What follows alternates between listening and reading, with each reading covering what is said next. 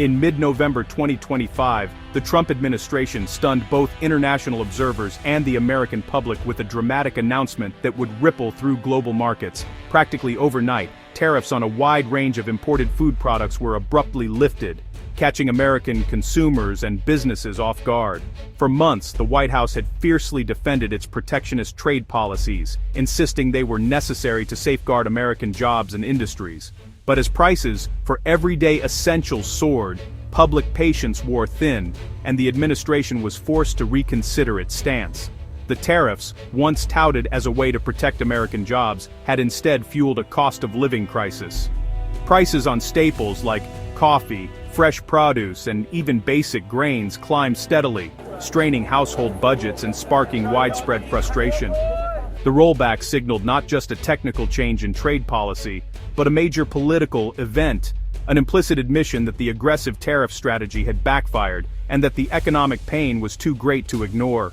The move covered products from New Zealand beef to Latin American bananas, and was presented as the result of new trade deals. Suddenly, store shelves began to fill with goods that had become scarce or unaffordable, offering a glimmer of relief to struggling families. Yet the timing, just after key elections and amid rising public frustration, suggested deeper economic and political pressures forced the administration's hand. Critics argued that the move was less about new trade opportunities and more about damage control. In this video, we'll trace the journey of these tariffs, explore the reasons behind their reversal, and examine what this sudden shift means for American families, businesses, and the future of global trade.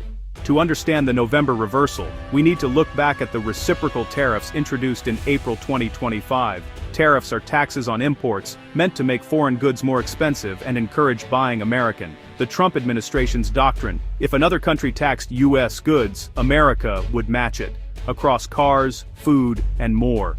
The goal was to force fairer trade deals and revive U.S. manufacturing. But the reality was more complicated. Global supply chains were disrupted, and many American businesses faced higher costs for imported materials. Retaliatory tariffs from other countries hit U.S. exports, especially agriculture, escalating trade tensions. The result was uncertainty for exporters and rising costs for consumers, setting the stage for a policy reckoning. The tariff's most immediate impact was felt at the checkout counter. Prices for staples, fruits, vegetables, bread, coffee rose sharply, squeezing household budgets already strained by inflation. For many families, the theory of reciprocal trade was overshadowed by the reality of higher grocery bills. The pain was especially acute for low and middle-income households, who spend more of their income on food. As the affordability crisis dominated headlines, polls showed declining approval for the administration's economic policies. The November 2025 elections became a referendum on the tariffs, with voters demanding relief from rising costs. Mounting public pressure forced the administration to reconsider its approach. The administration's pivot began on November 13, 2025, when exemptions for key food products took effect. This marked the first visible sign that the government was willing to reconsider its earlier hardline stance on tariffs, especially as public pressure mounted over rising grocery bills and food shortages in some regions. The very next day, the White House announced a sweeping rollback, lifting tariffs on everyday staples like beef, tomatoes, bananas, and orange juice. These changes were designed to have an immediate impact on household budgets, making it easier for families to afford nutritious meals and easing the strain on food banks across the country. New trade deals with Argentina, Ecuador, El Salvador, and Guatemala provided relief on products not widely grown in the U.S., especially coffee and bananas. These agreements not only diversified the food supply but also strengthened diplomatic ties with key Latin American partners, signaling a new era of cooperation.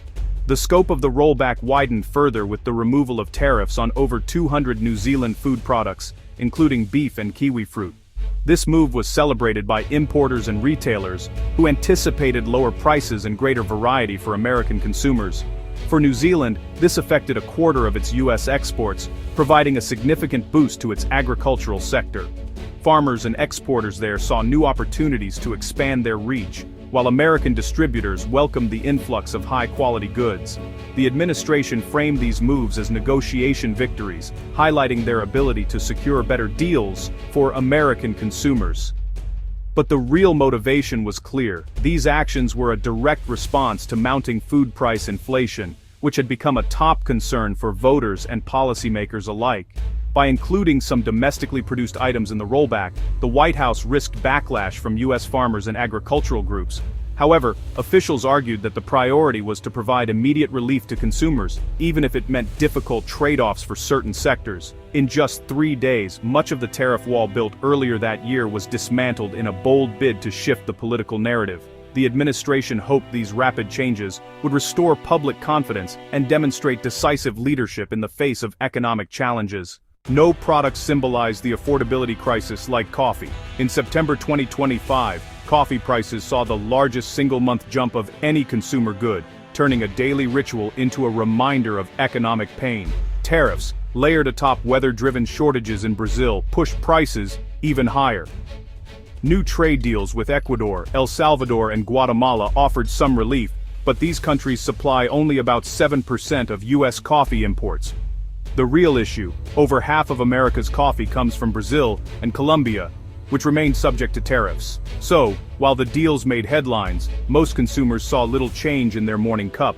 Coffee futures dipped slightly, but prices stayed high, highlighting the limits of piecemeal tariff relief. The fate of the American coffee drinker remained tied to future negotiations with the world's biggest producers. Officially, the White House called the rollback a victory for its tough trade strategy, crediting new deals and successful negotiations. President Trump downplayed the shift, insisting the tariffs had achieved their purpose and the rollback was a calculated move. The administration's messaging aimed to project strength, not retreat. But the timing, just after Democratic gains in the elections, told a different story. The reversal was a tacit admission that tariffs had become a political liability, fueling the affordability crisis opponents campaigned on. Persistent inflation and public anger made the costs of tariffs impossible to ignore. Economists and business leaders had long warned these costs would hit consumers, and by November, the evidence was overwhelming. The rollback was less about trade victories and more about urgent political damage control. Trading partners greeted the U.S. tariff reversal with a sense of relief and renewed hope, especially in countries like New Zealand and among Latin American exporters who had been hit hard by the previous restrictions. For many, this policy shift signaled a possible return to smoother trade relations and revived opportunities for growth. For months, their businesses had faced deep uncertainty, with shipments delayed, contracts put on hold, and market access suddenly lost. Exporters and importers alike struggled to adapt, as the ripple effects of tariffs disrupted supply chains and left warehouses idle.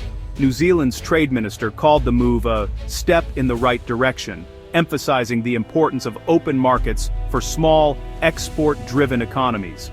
With $1.25 billion in food exports regaining access to the U.S. market, New Zealand producers could finally look forward to fulfilling orders and rebuilding relationships with American buyers. But relief was tempered by caution. Other U.S. tariffs remained in place, and exporters knew that the situation could change again with little warning. The broader trade environment was still unpredictable, with shifting policies and ongoing negotiations casting a shadow over long-term planning. Many trading partners expressed hope for a more permanent return to free trade, not just temporary exemptions or piecemeal deals. Business leaders and officials urged the U.S. to commit to stable, rules-based trade. Financial markets responded with modest optimism, as investors weighed the potential for renewed growth against the risk of further disruptions. Commodity futures eased slightly, reflecting cautious confidence but also lingering concerns about global demand and supply chain stability. Yet, with tariffs on major producers like Brazil still in place, many exporters remained on edge, uncertain about their future access to the world's largest market. The global picture remained unsettled, as countries watched for further signals from Washington and weighed their own responses.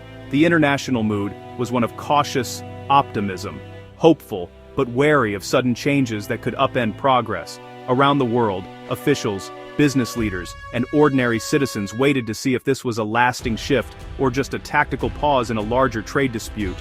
The world watched closely, searching for signs that a more stable and predictable U.S. trade policy might finally be on the horizon. For American consumers, the most immediate hope is relief at the checkout counter, but the timeline is uncertain. It may take weeks or months for lower import costs to reach store shelves, and other factors like weather and shipping still affect prices. The rollback is a step forward, but not a cure-all, especially with tariffs on major coffee suppliers still in place.